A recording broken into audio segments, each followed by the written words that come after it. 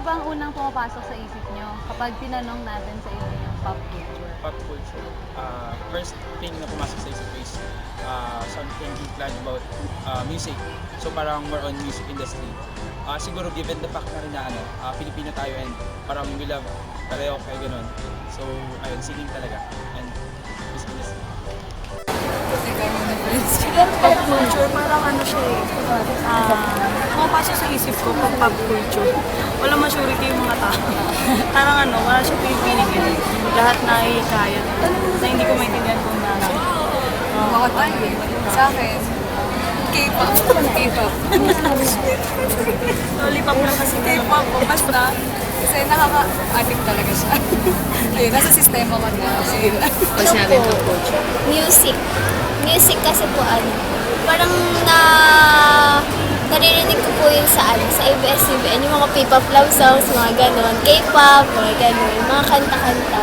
Para pong na ng mga kabataan yung mga music na na pop culture. Parang ginawa ng kultura yun ng mga kabataan, yung bawat music na pinapakinggan nila, parang nila yun sa sarili nila, ganon. Ayun. Na parang nakaka-relate po sila doon. Thank you po. Ano nga ba ang pop culture? Ang pop culture o kulturang popular ay kabuuan ng ideya, saloobin, pananaw at fenomeno. Tumutukoy ito sa kakaibang kultura na iba sa mga Pilipino, dulot ng impluensya ng media, masa ng lipunan at telebisyon. Sa kasalukuyan, tayo ay nabubuhay sa panahon ng kulturang popular. Pero, ano nga ba ang mga ito? Ang karaniwang kategorya ng kulturang popular ay maaaring pagkain, teknolohiya, pananamit, musika, tao, at pelikula. Ngayon ay ating alamin ang mga produkto ng kulturang popular at kung bakit nandito ito tinatangkilik. Ang pop culture, tulad ng nasasabi, ay nahati sa iba't ibang sektor. Una, pananamit. #OOTD, #OOTN, #basic.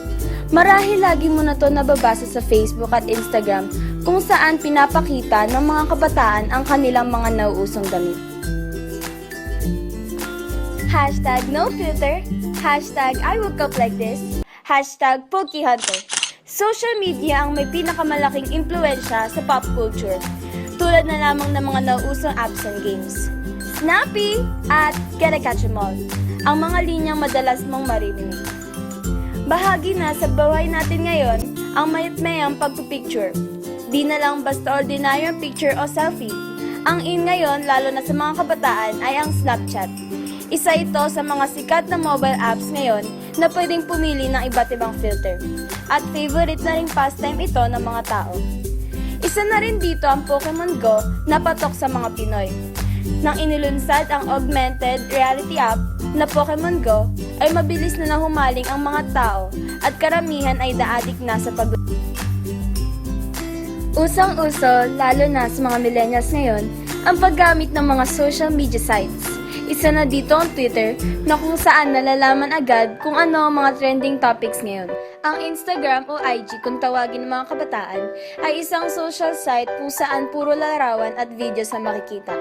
Karaniwan na makikitang mga post dito ay tungkol sa pagkain, mga sikat na lugar at mga OOTD. #NowWatching, #WorthToWatch. Marahil isa ka na rin sa mga nakapanood ng Train to Busan o General Luna. Ilan lang sa mga pelikula na pinag-usapan ngayong taon. Isang bahagi ng pop culture dahil nagpapakita ito ng pagbabago ng kultura mula noon hanggang ngayon.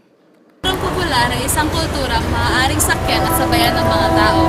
Maaari rin naman na tayo magsimula at magpauso ng kulturang ito.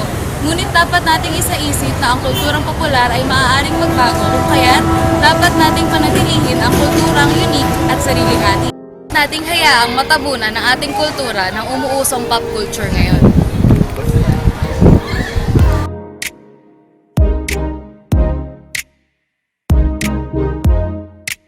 Baby, this is what you came for.